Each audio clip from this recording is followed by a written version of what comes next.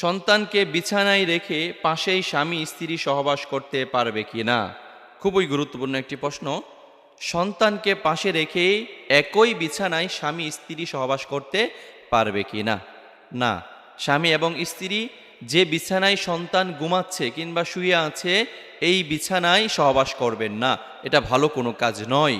আপনার সন্তান অবুঝ, ঠিক আছে, এরপরেও সন্তানকে সামনে রেখে কিংবা সন্তান যে বিছানায় ঘুমাচ্ছে সেই বিছানায় সহবাস করবেন না। আরেকটি কথা আপনারা মনে রাখবেন, সেটা হলো রাসূল আকরাম সাল্লাল্লাহু আলাইহি সাল্লাম বলেছেন, তোমাদের সন্তানের বয়স যখন 10 বছরে উপনীত হবে তখন তার বিছানাকে আলাদা করে দিবা। এই যে বর্তমান সমাজের মধ্যে আমরা প্রায় সময় শুনতে পাই, স্বামী এবং স্ত্রী যে খাটের মধ্যে ঘুমাচ্ছে, যে বিছানার মধ্যে ঘুমাচ্ছে, সন্তানকেও সেই বিছানায় ঘুমাতে দিচ্ছে। এটা কিন্তু ভালো কোনো কাজ নয়। সন্তানের বয়স যখন 10 বছর হয়ে গিয়েছে, সন্তানের বিছানাটা আলাদা করে দিতে হবে। সন্তানের রুমটাও পারলে আলাদা করে দিবেন। সন্তানের বিছানা আলাদা হবে, সন্তানের রুমটাও আলাদা হবে। স্বামী স্ত্রী যে রুমের মধ্যে থাকবেন, সেই রুমের মধ্যে শুধু স্বামী স্ত্রী থাকবে, সেখানে তার সন্তান থাকতে পারবে না।